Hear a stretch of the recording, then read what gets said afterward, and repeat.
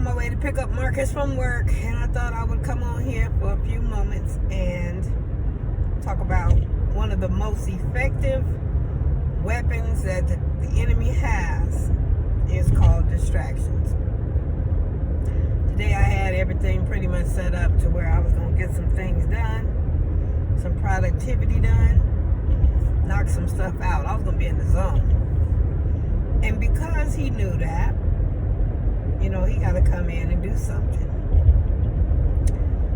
This thing here, normally the distractions I can take and say, okay, no, I ain't going to deal with that now. I'm going to put that off or whatever.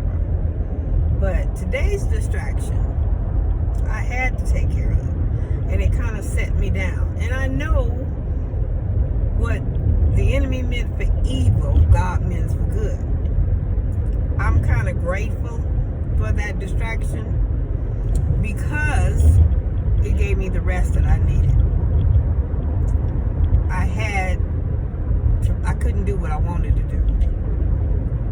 I had to take a moment to sit down. Anyway, I was gonna, do some spring cleaning of my house, get some finances and stuff done, my schoolwork. I was gonna get it up done. I'm about as portable as I possibly could be. I got a brand new laptop that I ain't have time to set it up. But see, that's how my days be going.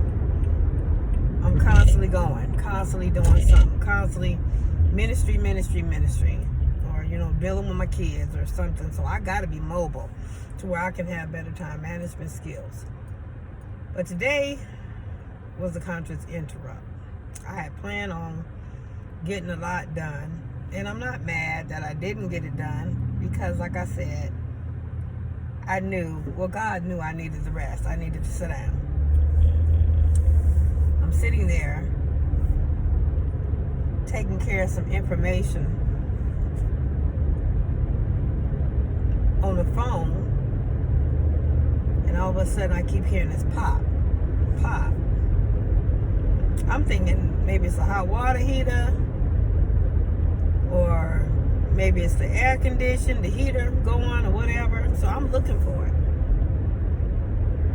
I don't hear it. I go in my son's room.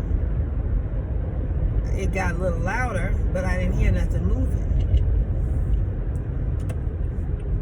I happened to go look towards my bedroom on my way out of my son's room.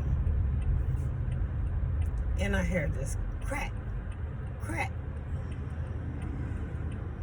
I go into my bedroom and I looked through the blinds, and there was about 4 or 5 little people, let's just say that, throwing rocks at my window. I guess they didn't think I was home. They throwing them over the wall from the apartment complex that's behind me, over my backyard, hitting the only window that's back there to my bedroom. They were shocked when they seen me open the blinds. So I go around to the kitchen, fussing, talking about I can't stand stupidity, all of that. They go to apologizing and everything as I'm walking towards my window to see the damage. Now, they didn't make a hole in the window because of the screen, I believe. But you can tell where it's like streaking. Had it been a couple more times, they would have made a hole. And I would have had to replace that right then and there. Now, I got it. That's why, I wasn't as upset as I normally would be if I didn't have it. But I have it. All I got to do is just call somebody to come fix it. But I didn't feel like doing that because I got plans and things I need to do. That's just something extra in the way. I told them, y'all ain't got nothing else better. They was playing basketball. I said, y'all ain't got nothing else better to do. I guess basketball got boring to y'all. and y'all decided to pick up rocks and start throwing them at my window. So I said, I'm going to tell you what I'm going to do about that. Now, I know y'all ain't going to sit up there and tell the truth about who did it. I probably won't ever find out who did it. I probably ain't going to find out the parents, so I can get your parents to pay for it or whatever. But let me tell you what I'm going to do. I'm going to call the po-po. I'm going to show you what this does. A few of them start to scatter, which I knew they was going to do that. I went on, got my cell phone, had my AirPods in my ear, and I'm standing out there waiting on, get on the phone. They so slow. They connected me to the wrong one, then I had to be connected to the other. Meanwhile, they started coming back because they didn't see nothing.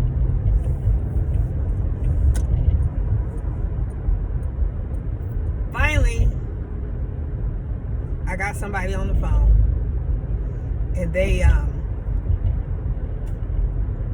asked me did I want an officer to come out and everything, and I said, yeah, I do. That took another 2-3 hours.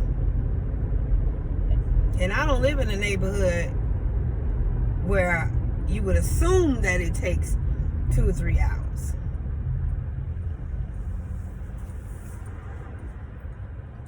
That's all I'm going to say about that. Like I say, so I'm sitting there waiting for them to come knock on the door, which keeps me from doing what I need to do, what I had planned to do. I got some stuff done because I was sitting there at my desk. But I didn't get all done that I wanted to get done. That's how the enemy works. But I was sitting there resting. I wasn't going everywhere. I wasn't, constantly moving. My body was actually getting a piece of some rest because I wasn't rushing nowhere. So God knew what he was doing or why he allowed that. Finally, I get to knock at the door. And I'm getting my mask, I'm going out. And I told them what I wanted them for. I told them, they said they had already been there. Oh, wow, this is killing me. Don't tell me I gotta go. Yep, I gotta go around. Oh, wait, maybe I can go around this way. It's just crazy how you have to get in here to this restaurant where my son works. Yep. So I'm gonna have to go around, come back down, and go in again. Anyway, they said they had been over there and talked to them, talk about this vandalism and all this kind of stuff. So they had been over there already, which is why it was taking them so long to get to me. Now, had I been in another area, they wouldn't have been there. It would have took long just because, it takes long. But they were shocked that I came out. They don't expect. I guess they wasn't expecting me to live in that neighborhood. Anyway, I told him, thank you, that's what I wanted you to do. He said, we can't make them stop playing. I said, I didn't want you to make them stop playing. I want your presence to be there just to show them, what they were doing was wrong.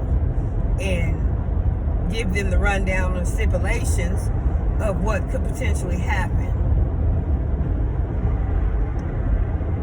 And he said, that's what we did. We did that. We let them know it's vandalism. And I said, you've already done your job then. Thank you, gentlemen. I said, y'all stay safe. And I'm going on back in the house, and they were shocked. I said, I know I got to pay for the window. I know I got to have the window replaced. I just ain't got to have it replaced today. I'll take care of it. In fact, I got a number in my phone already. I'll just call them. And it's a husband and wife couple. I'll just call them and have them come and replace that window. But like I say, distractions. I had to take care of that.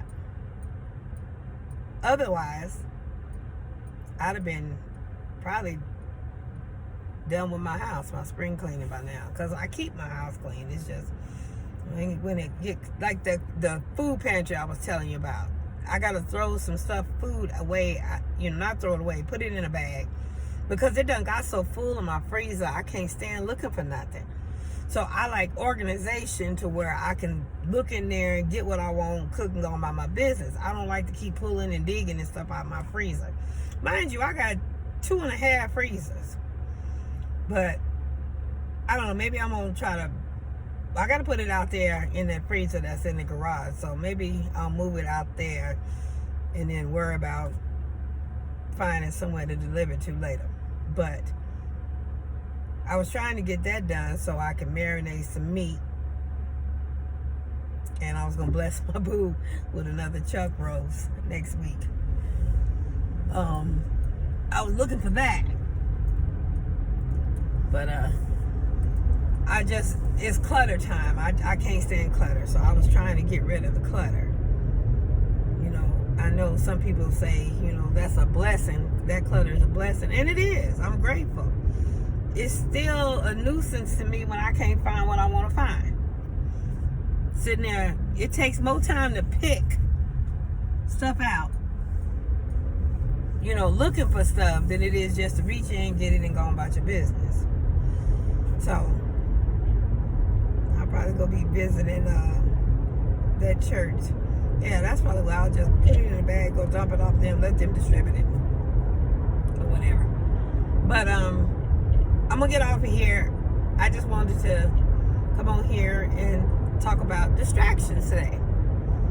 Pay attention to the distractions. I mean, that's what the enemy's most effective tool is, distractions. That's what he puts certain people in your life, and all they are the distraction. I've had people in my life that are a distraction. They wanted me to help them do this, that, or the other, and I go to help them do this, that, or the other, and I have to keep going to help them do this, that, or the other, to where you finally get tired and you just say, look, and in trying to teach them to do it so I don't have to keep doing it anymore. Some people don't want to do it and they want you to do it. That's a distraction. Some people don't want to do stuff for themselves. And those that do want to do stuff for themselves, it takes forever to teach them anything. So that's the ones that's a distraction. So mind your time. Prioritize your time. Maybe the reason why you're not getting some things done in your life is because you're too busy trying to do everybody else's. I have been cutting down the things I've been doing in other people's lives lately because, like I said, I'm getting down on that timeline for that book. I've been working on that. And I got some other things in the mix that I'm about to do. I got my release date today. So I'm in the process of working on that too. Stay tuned. For those who have been following my YouTube channel, y'all understand what my release date is. So I'm working on that. So I can't be in everybody else's Kool-Aid. I gotta pull back and be in mine for a hot second. And then I can go back to being a blessing in other people's lives. I love to make people's hearts smile. That's all I do it for. I love to make their hearts smile. All this education that God has blessed me with, I haven't had to pay a dime on it yet, except for my doctorate degree. I like to give back, pay it forward, because a lot of people don't have the time or the patience to get this type of education. So where it's cost, it ain't cost me a dime yet. Hopefully with my nonprofit it won't cost me any. So let me see. Maybe I'll take this entrance right here and go around. That's what I'll do.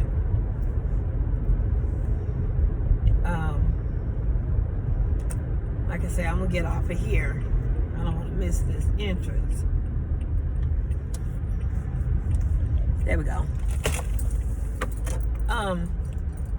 yeah, pay attention to the distractions. Some people are just there to be a distraction. If they're not edifying your life, if you're not edifying, well, normally you would edify theirs. If they're not edifying your life and you can't get nothing done because even Jesus said, how long must I carry you? You know, if you're getting to feel like that, then maybe it's just there to be a distraction. Some people you gotta leave alone. Like I say, there's certain people that don't have access to me anymore because all they were was a waste of my time on purpose.